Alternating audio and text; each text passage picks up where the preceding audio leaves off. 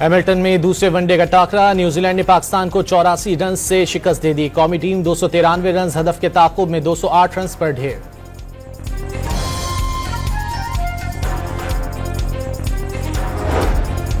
सियासी लॉन्ग मार्चों को खैरबाद कह के इक्तिसादी लॉन्ग मार्च करना है। इक्तिसादी रिश्ते ही कौमों के ताल्लुकात को लाजवाल बुनियादें फराहम करते हैं। वफाकी वजीर एहसन इकबाल का जद्दा में तकरीब से खिताब। राना तनवीर हुसैन पीटीआई समेत तमाम सियासी जमातों से बातचीत के ख्वाहिशमंद। पीटीआई चाहे तो पार्लिमानी सलामती कमेटी का इजलास दोबारा बुलाया जा सकता है। वफाकी वजीर की गुफ्तगू। ईद का तीसरा दिन, शहरियों ने आखिरी छुट्टी को यादगार बनाने के लिए तफरीगाहों का रुख कर लिया।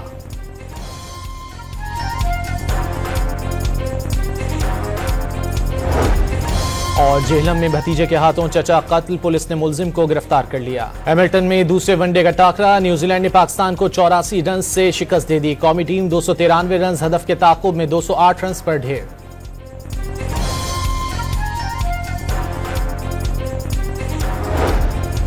सियासी लॉन्ग मार्चों को खैरबाद कह के इक्तिसादी लॉन्ग मार्च करना है। इक्तिसादी रिश्ते ही कौमों के ताल्लुकात को लाजवाल बुनियादें फराहम करते हैं। वफाकी वजीर एहसन इकबाल का जद्दा में तकरीब से खिताब। राना तनवीर हुसैन पीटीआई समेत तमाम सियासी जमातों से बातचीत के ख्वाहिशमंद। पीटीआई चाहे तो पार्लिमानी सलामती कमेटी का इजलास दोबारा बुलाया जा सकता है। वफाकी वजीर की गुफ्तगू।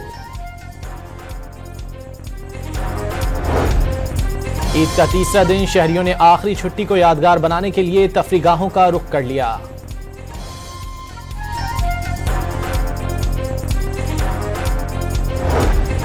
और जेहलम में भतीजे के हाथों चचा कत्ल, पुलिस ने मुलजिम को गिरफ्तार कर लिया। हैमिल्टन में दूसरे वनडे का टाकरा, न्यूजीलैंड ने पाकिस्तान को 84 रन से शिकस्त दे दी। कौमी टीम 293 रन हदफ के ताक़ुब में 208 रन पर ढेर।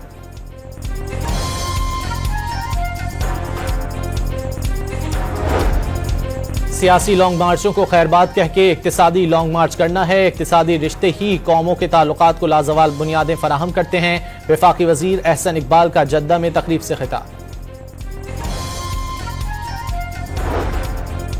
राना तनवीर हुसैन पीटीआई समेत तमाम सियासी जमातों से बातचीत के ख्वाहिशमंद। पीटीआई चाहे तो पार्लिमानी सलामती कमेटी का इजलास दोबारा बुलाया जा सकता है। वफाकी वजीर की गुफ्तगू। ईद का तीसरा दिन, शहरियों ने आखिरी छुट्टी को यादगार बनाने के लिए तफरीगाहों का रुख कर लिया।